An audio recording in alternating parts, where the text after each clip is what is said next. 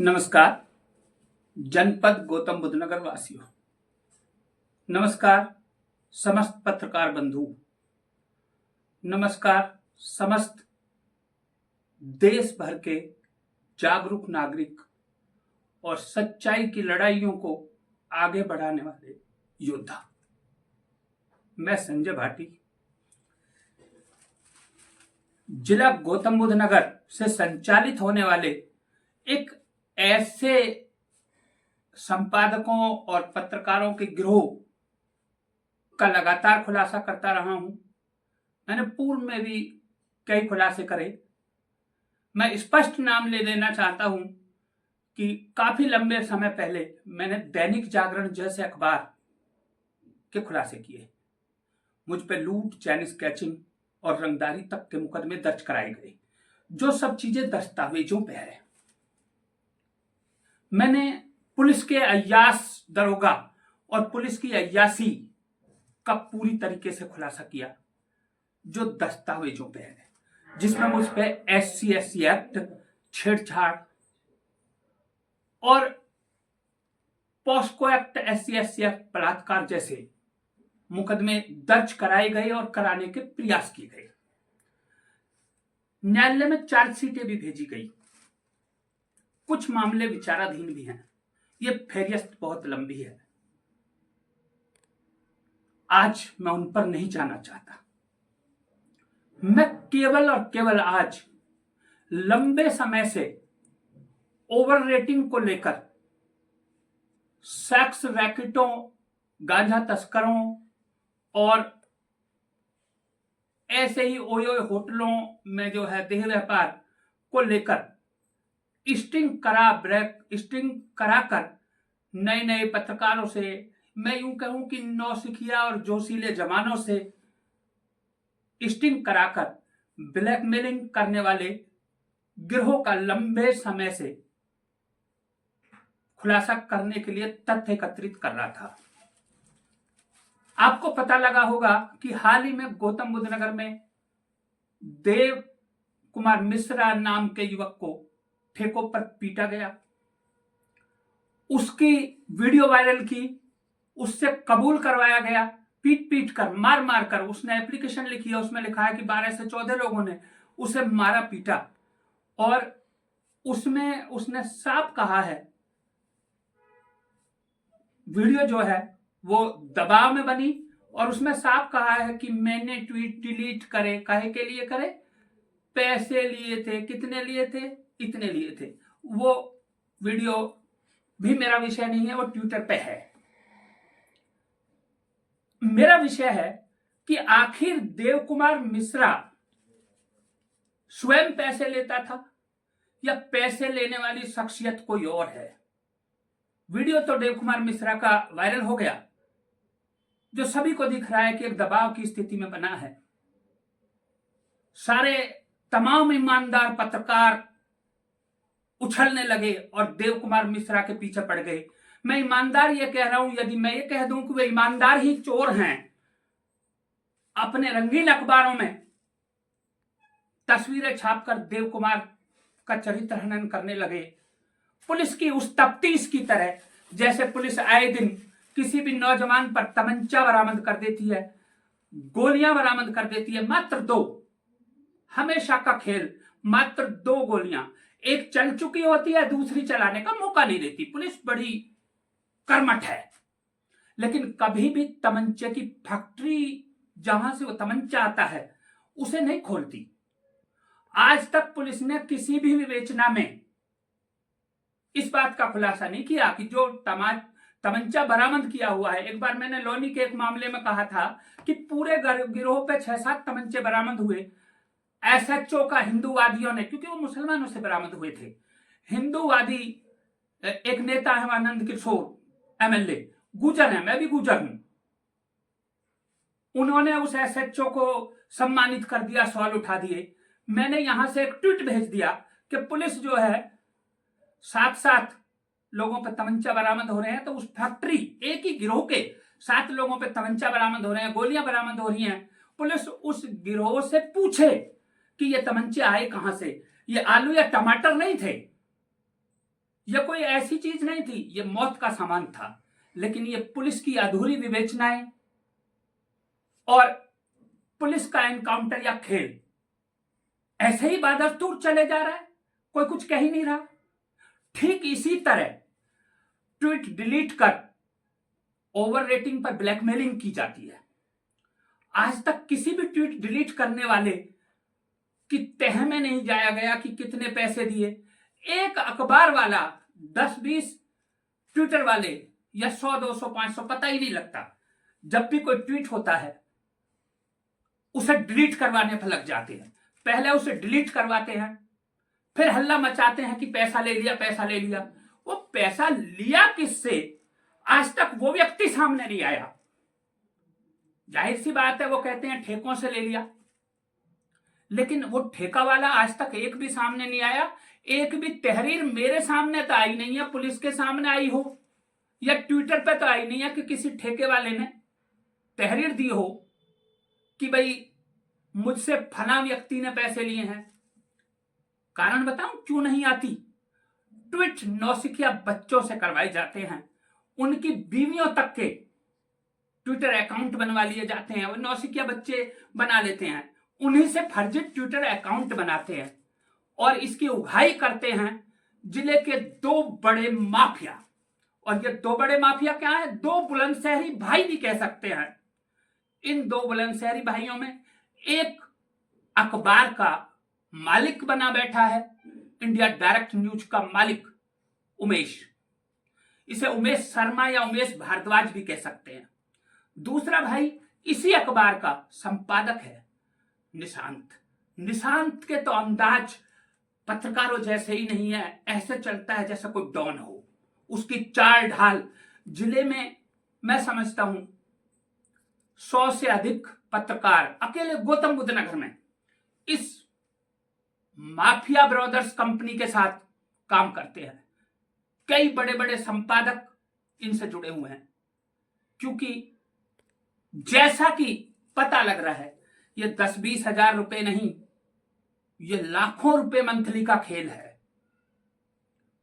और समझ में नहीं आ रहा, बेचारे आबकारी अधिकारी रोज कलंकित होते रहते हैं, इन्हें रोक नहीं पा रहे। मैं पिछले 1-1.5 साल से मेरे पास एक छोटा सा पत्रकार इन्हीं लोगों के लिए काम करता था। मैं दावा कर रहा हूं, राजा मौर्य से जो भी ट्वीट करवाए, जो भी खुलासे करवाए, वो सभी उमेश ने करवाए थे। लेकिन उमेश ने एक चीज का लाभ उठाया। मेरा एक लालची मित्र था जिस पर मेरे पैसे थे, उस लालची मित्र पर मैं लंबे समय से तगादा करता आ रहा था। और उमेश और निशांत, वो निशांत का खास मित्र है। मैं उसका नाम इसलिए नहीं लेना चाह रहा कि मैं अब उस गंदगी को हीरो नहीं बनाना चाहता। मैंने उसे सालों हीरो बना दिया, लोग उसकी तरफ आकर्षित हो गए। मैं पुनः उसका नाम नहीं लेना चाहता, ट्विटर पे मेरे पे है, आप सबको पता लगेगा। वो भी इसी गिरोह का मेरा मित्र था, मित्र मेरा था। उसके पास से खुलासे होने चाहिए थे, मेरे व्हाट्सएप के होने चाहिए थे, मेरे द्वारा। जब मेरा मित्र उनके पास था, उनके साथ कंधे से कंधे मिलाकर चल रहा है, मुझ पर मुकदमे तक करे गए हैं। पुलिस तमाशा देख रही है कि पत्रकारों की जंग बज रही है, क्योंकि ऐसे में पुलिस के मजे हो रहे हैं, बल्ले बल्ले हो रही है कि कोई भी ग्रुप पुलिस के खिलाफ नहीं लिख रहा। बड़े गजब की बात है। हम पुलिस के खिलाफ भी लिखेंगे, सच्चाई लिखेंगे।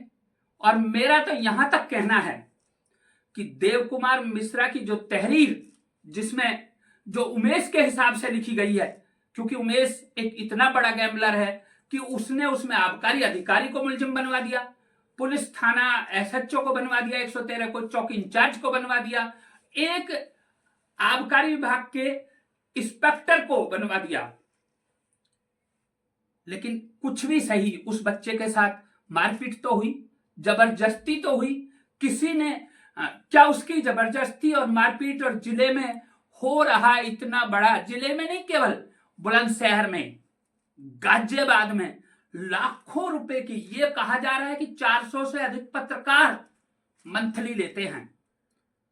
यहां मेरा यह भी कहना है कि पूरे इन 400 पत्रकारों में से किसी एक के पास भी या उन ठेके वालों के पास कोई ऐसा सबूत हो कि संजय भाटी ने कोई पैसा लिया, तो उसकी तहरीर जाके ने खुलासा करने की जरूरत नहीं है।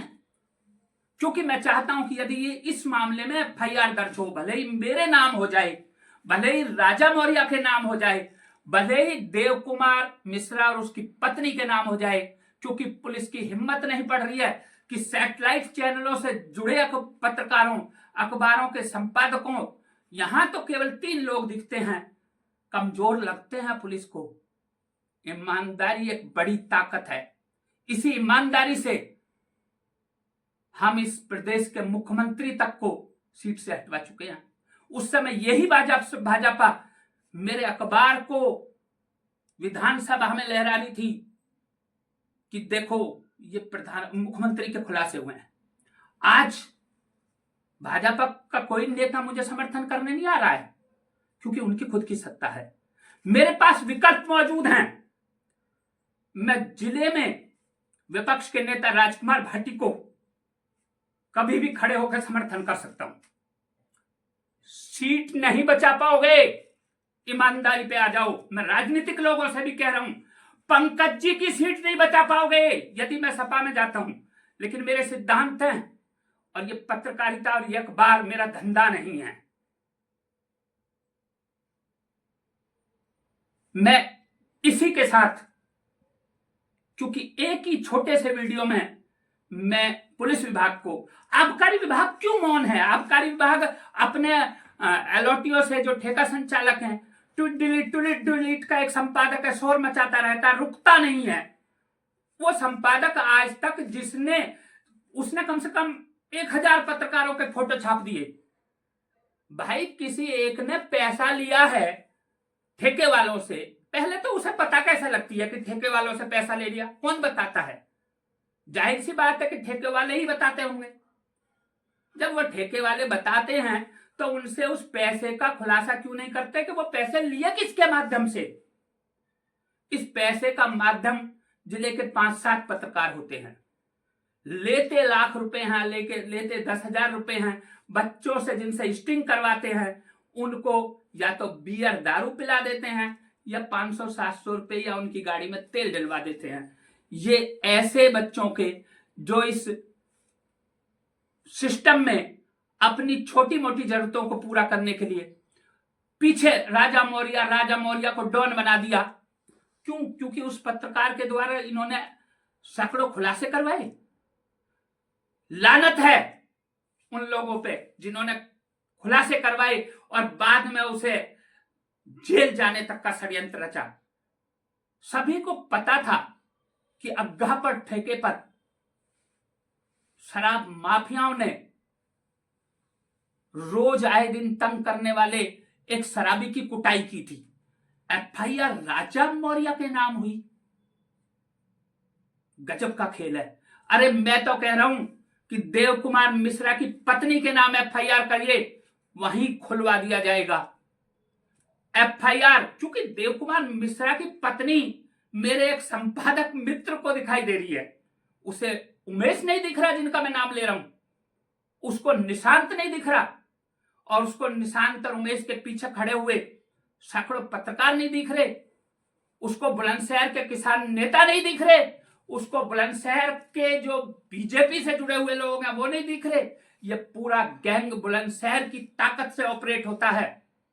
जिसके पीछे जो बैक ताकत है वो बुलंदशहर से है और ये गौतम बुद्ध नगर है। मेरा दावा है यदि पुलिस या आबकारी विभाग थोड़ा सा भी सच पे आ जाए तो इनको खदेड़ कर वहीं बुलंदशहर पहुंचा देंगे।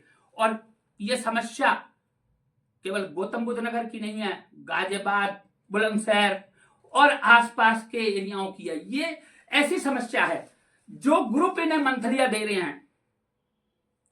मेरे पास इनके ग्रुप के सदस्य आ चुके हैं। मैं उन दावों पे बोल रहा हूं। मैंने देव कुमार मिश्रा का मोबाइल कलेक्ट किया, उस मोबाइल से मिले डाटा से बोल रहा हूं। ये मत सोच लेना कि मैं बिना सबूतों के बोल रहा हूं। मैं उन एफआईआर्स के दम पे बोल रहा हूं जो हुई, जो राजा मौर्य जैसे पत्रकारों के नाम हुई। उनके दम पे बोल रहा हूं। आप उन मुंहों को बंद करोगे जो सच खोलते हैं, आप उन्हें नहीं पकड़ोगे जो उघाई करते हैं। और मैं एक पत्रकारों को भी बताना चाहता हूं, जिले में एक ईमानदार आईपीएस अधिकारी आए थे, मैंने पहले भी जिक्र किया था, उन्होंने पत्रकारों के खुलासे किए, पत्रकारों को जेल भेजा। ये सब एक ही गैंग के सदस्य हैं, मुझे नाम लेने की जरूरत नहीं है, आप सभी समझते हैं। वैभव कृष्णा एक ईमानदार अधिकारी थे, लेकिन इन पत्रकारों के हाथ इतने लंबे हैं कि इनके पास सेक्स रैकेट है। यूं कहिए कि ये सेक्स रैकेट चलाते हैं। इन्होंने वैभव कृष्णा को किस तरह जिले से विदा किया ये आप सबको पता है, लेकिन मैं इस जिले का निवासी हूं, मैं कोई सरकारी नौकरी वाला ब्यूरोक्रेट सिपाही या दरोगा नहीं हूं। ध्यान रहे, मेरे पास केवल भारत की नागरिकता भी बची रहेगी, जिसे आप खत्म नहीं करते। मेरे संपादक पद चले जाएंगे, मुझ पर कोई फर्क नहीं पड़ता, क्योंकि जिले का डीएम सबसे पहले अखबार रोकता है। पूर्व में भी मेरे साथ यह हो चुका है। जिले के डीएम में दम नहीं होता कि वो माफियाओं को रोके, जिले के डीएम में दम नहीं होता वो बड़े बड़े पत्रकारों के खिलाफ जाए। ये उनकी ईमानदारी है, इसलिए नहीं रोक पाते, मेरे जैसे लोगों को सपोर्ट नहीं कर पाते। क्योंकि मैं तो सीपी के सामने 14 साल की बच्ची के साथ होने वाले बलात्कार पे घेर के खड़ा हो जाता हूं, मेरा कैमरा रुकवाते हैं, लेकिन एफआईआर तो दर्ज करनी पड़ती है। मैं कभी अपने किसी काम के लिए आज की सीपी के पास नहीं गया, मुझे पता है नहीं हो सकते। मैं पुराने सीपी के पास भी नहीं गया, यहां तक कि जिन आईपीएस की मैं तारीफ कर रहा हूं, मेरी उनसे ना तो आज तक फोन पे बात हुई है और ना ही मैं उनके पास कभी गया। मुझे आदत नहीं है अधिकारियों के आगे पीछे लगने की, मुझे आदत नहीं है दरोगाओं को फोन करने की। मैं तो नंबर तक नहीं देता। बुलंदशहर के आबकारी अधिकारी से एक मुलाकात की गई, क्योंकि वहां भी मेरा नाम खड़ा करना शुरू कर दिया गिरोह ने। उन्होंने मेरा नंबर मांगा, मैंने नंबर देने से इनकार कर दिया। समझ रहे हो, हर अधिकारी पत्रकारों के संपर्क में रहता है और पत्रकार अधिकारियों के में, मैं नहीं रहता। अब इसी के साथ हम खुलासे करने की कड़ी में आगे बढ़ रहे हैं और पुलिस जब चाहे, जिस पे चाहे, जिसके खिलाफ उन्हें एप्लीकेशन मिले, जिसको लगे कि ये सबसे कमजोर है, उस पे एफआईआर दर्ज कर ले। इस मामले में एफआईआर दर्ज होना आवश्यक है, विवेचना तो हम खुलवा ही देंगे, क्योंकि हमने राजा मौर्य पर हुए मुकदमे में भी खुलवाई थी।